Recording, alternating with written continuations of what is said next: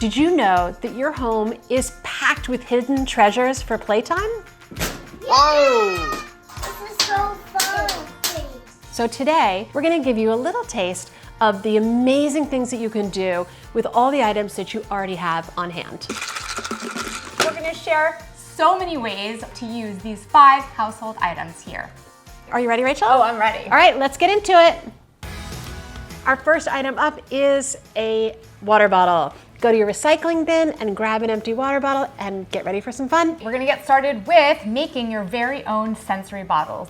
So here we have some of those materials. This is just a bowl of little bits of sort of silvery, shiny paper. You could even use tinfoil if you wanted to. These are tiny little pom-poms. Sometimes we like to add glitter, oil and water. You can really add in any materials that, again, you have on hand. We do like the idea of having it be colorful. And definitely do this with your little one. It's so much fun for them, and it's great fine motor practice to sort of pinch these little objects and pop them in the bottle. And now, the fun part, we're gonna add a little bit of water. You ready? I am. Okay.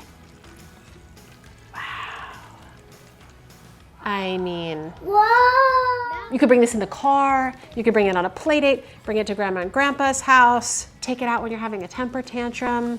This is just ultimate sensory soothing beauty. All right, next up, we are going to be using these water bottles to create instruments, to create sound makers. Now, obviously, some of these visual ones also may have created a sound, but here you're explicitly using materials that are gonna give a good shake, a good sound. We love using corn kernels, we love using beans. Andy's gonna pop some in there for us. If you have any type of a ridged water bottle, you can simply use a chopstick. I mean, if it's fun for us, it's really gonna be fun for your little ones. It's time for water bottle bowling! All right, here's what you need. 6 water bottles. These ones are empty. You're gonna line them up or set them up just like a little pyramid. Then you're gonna grab a ball and give it a roll. Whoa! Rachel, All right, got grab one. a ball. All right, here we go. Couldn't be simpler. Ah! Oh! That was really dramatic. So, strike! All right, next up, we're gonna show you a bunch of different ways to play with colanders. So for this one, we're gonna do some weaving. I have some yarn.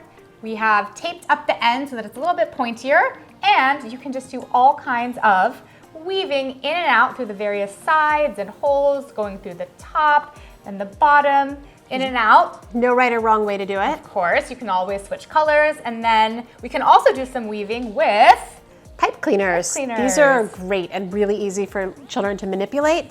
This is amazing fine motor practice. It's creative, it's super simple, super easy. Yeah, lots of hand-eye coordination. You can do some planning. Again, you're doing some designing. Kind of like the ultimate dot to dot.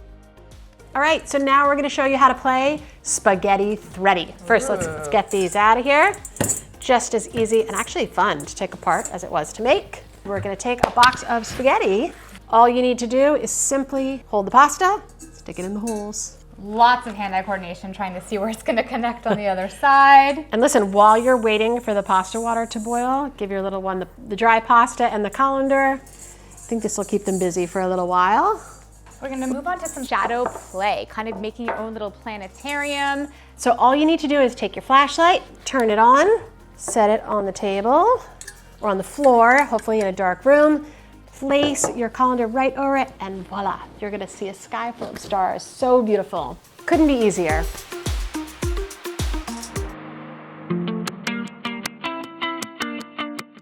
All right, it's time to find out something simple and beautiful you can do with coffee filters. Okay. We're gonna teach you how to use coffee filters to make a beautiful stained glass window. First, you're gonna take a couple of coffee filters. One is too few. You don't wanna have a really thick chunk, but just enough because it's gonna need to absorb some water. You're gonna press them flat. Next step, bring out some colored markers and invite your little one to do some drawing on the filter. Once you have designed your beautiful decoration, you're gonna spray on a little bit of water. Kids love water bottles. So here you go, give it a little spritz and watch what happens to the colors. Watch as they bleed together and mix. So you're gonna leave this to dry. A little later, you'll have a finished product that'll look something like this. All right, let's use our coffee filters to make a wiggly worm. This is kind of a fun science project. We're gonna take a few coffee filters and spread them out and then cut the whole package in half, just like that. Voila. Now that it's cut in half, you're gonna invite your little one to decorate this half filter. Do whatever you want, make it colorful. Okay, now the next step is we're gonna take a chopstick. We're gonna use our chopsticks to roll up our coffee filter. At the very end, I like to put a little bit of glue on it, just so that it'll stick. You're just gonna seal it right up. Make sure it's nice and tight, and then let it dry until it's stuck together. We're gonna push this down, kind of squinch it down towards the skinny end of the chopstick. I'm gonna lay it right down on your tray. Hey, little worm. All right, Rachel, can you grab our spray bottle? Right. Really douse it. All right, here we go, little worm. Wiggle, wiggle, wiggle.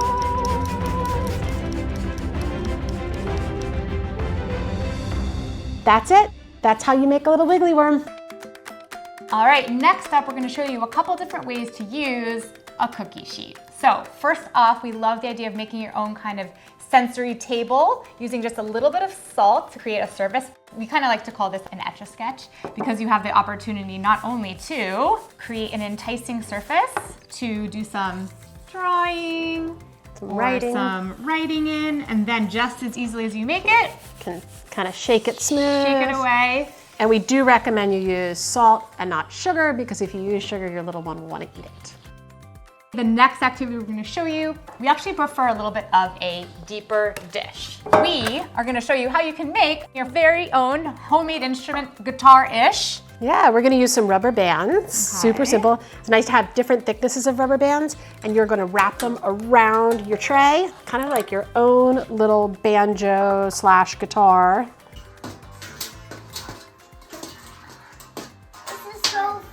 Your little ones are gonna love this. It's super fun. They can play with it in whatever way they want. They can keep experimenting and finding different ways to make noises and sounds. All just with your trays and cookie sheets. And rubber bands. And rubber bands.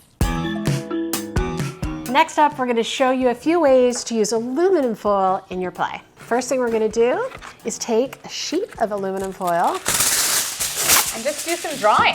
Yeah. Just experimenting with, again, a different surface.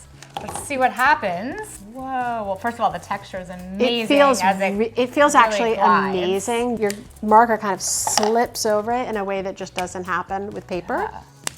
If you have a child that loves to draw, this is just a really fun way to mix it up. And also, again, the quality of the foil allows like a little bit of a resist. You can kind of move color away from it. It just makes it kind of more malleable and mixable and changeable.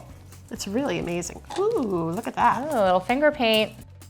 This next activity, we're going to take some regular objects and wrap them, kind of mystery tinfoil objects. You can wrap them up to start for your little one, hand them an object, ask them to guess what is inside, and then let them use those fine motor skills to unwrap and see if they were right or not.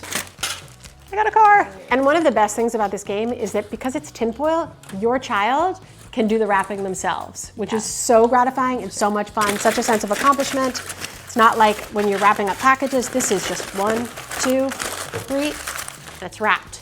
Guess what it is? I don't know, a car. It still is, but you don't know. But you can also then be using tinfoil for making sculptures. We love how malleable tinfoil is. Again, you can use tinfoil, you can be reusing tinfoil that you use to wrap something as long as it's not too wet or dirty.